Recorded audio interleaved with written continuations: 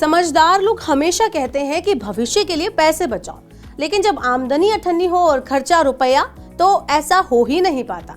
असलियत तो यही है कि हाथ में पैसा हो तो वह मुट्ठी में रेत की तरह फिसलता चला जाता है। सरकार ने इसी के लिए कर्मचारी भविष्य निधि संगठन यानी ईपीएफओ की व्यवस्था रखी है। संगठित क्षेत्र में हर नौकरी करने वालों का पीएफ जरूर कटता है। ईपीएफओ ने वित्त वर्ष 2023-24 के लिए कर्मचारी भविष्य निधि खातों के लिए ब्याज दर 8.25% घोषित की है। ईपीएफ अकाउंट में योगदान करके कर्मचारी धारा 80C के तहत प्रति वर्ष यानी कि हर साल 1.5 लाख तक की कटौती का लाभ उठा सकते हैं। लेकिन कई बार हम कुछ ऐसी गलतियां कर देते हैं जिसकी वजह से भविष्य में जब भी हमें इस निधि की जरूरत पड़ती है तब ये क्लेम रिजेक्ट हो जाता है। सरकार के ताजा आंकड़ों के अनुसार ईपीएफओ के पास पहुंचा हर तीसरा एप्लीकेशन रिजेक्ट हो रहा है। ईपीएफओ के आंकड़ों के मुताबिक आज से करीब 5 साल पहले वित्त वर्ष 2017-18 में ईपीएफ के अंतिम दावों के करीब 13% मामले खारिज हुए थे, जो वित्त वर्ष 2022-23 में बढ़कर लगभग 34% हो गए हैं। यानी हर 3 ईपीएफ दावों में से एक दावा नामंजूर यानी रिजेक्ट हो रहा है।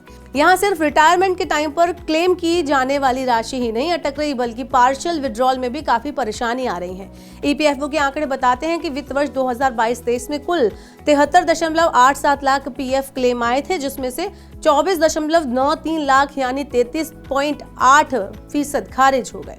तो इसी अवधि में 46.66 लाख दावे निपटाए गए। सदस्यों को राशि जारी की गई, 18 लाख दावे रिजेक्ट कर दिए गए। क्लेम रिजेक्ट होने का मेन कारण गलत बैंक अकाउंट का लिंक होना भी है।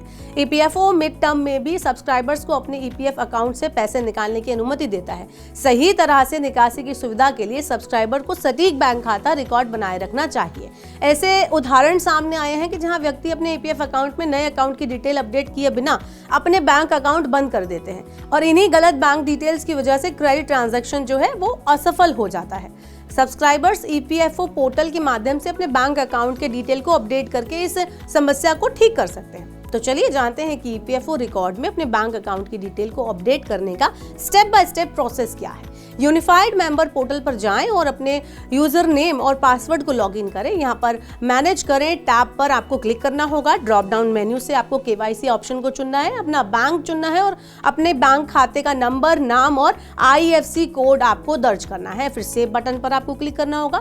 आपके नियोक्ता द्वारा अप्रूवल के बाद आपका latest bank detail approved KYC section में दिखाई देगा। तो इस तरह से आप अपने ईपीएफ अकाउंट में डिटेल्स को अपडेट कर सकते हैं।